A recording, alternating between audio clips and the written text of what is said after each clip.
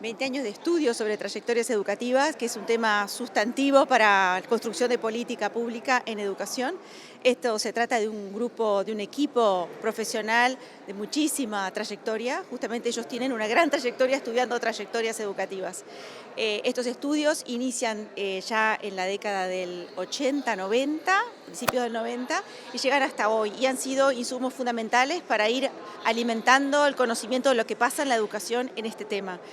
Aprovechamos estas instancias justamente para revisar lo que hemos hecho, para ver dónde estamos parados y para proyectarnos a futuro, a ver cuáles son las contribuciones que este tipo de estudios pueden hacer a la construcción de la política en educación. ¿Cómo se hacen esos estudios?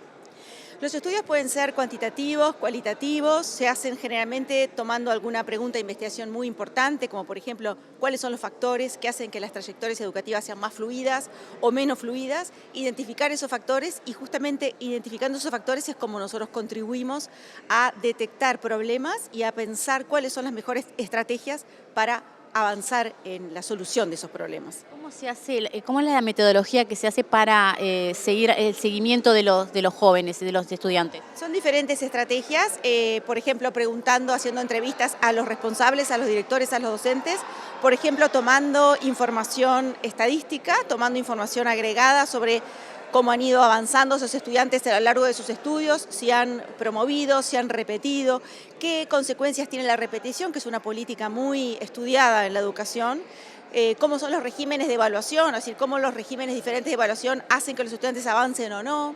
Entonces, todos esos son estudios que contribuyen a iluminar esas políticas educativas que están en marcha. Los regímenes de evaluación y pasaje de grado, los regímenes de repetición, los regímenes de acompañamiento a las trayectorias, es decir, contribuyen y contribuyen mucho a alimentar la política pública.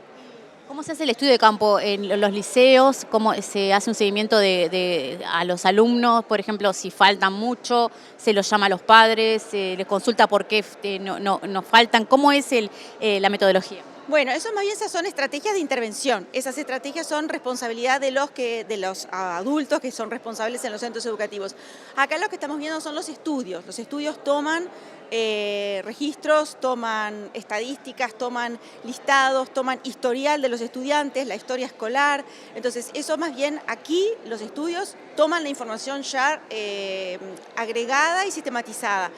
A lo que tú te referís es a lo que pasa en los centros educativos. Eso es más bien la incidencia de la política educativa directamente en los centros. Y eso es responsabilidad de las autoridades de los centros educativos. ¿Qué se puede decir en estos últimos años de las trayectorias?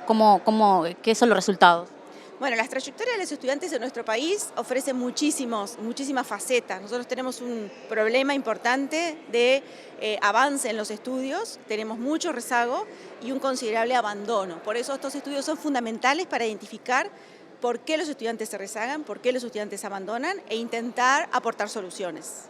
¿Se tiene alguna idea a futuro de lo que se puede hacer para solucionar esto? Sí, ya se están haciendo muchas cosas y estamos delineando otras tantas. Tenemos un grupo de trabajo sobre acompañamiento pedagógico con los 3 subsistemas de educación obligatoria, con primaria, secundaria y UTU, y ahí estamos afinando posibles nuevas estrategias de acompañamiento a los estudiantes para que no se rezaguen y para que aprendan. En cifras, ¿qué podemos decir? En cifras, todo lo que es rezago ha ido mitigando, ha ido mejorando y el abandono también, pero todavía nos falta muchísimo.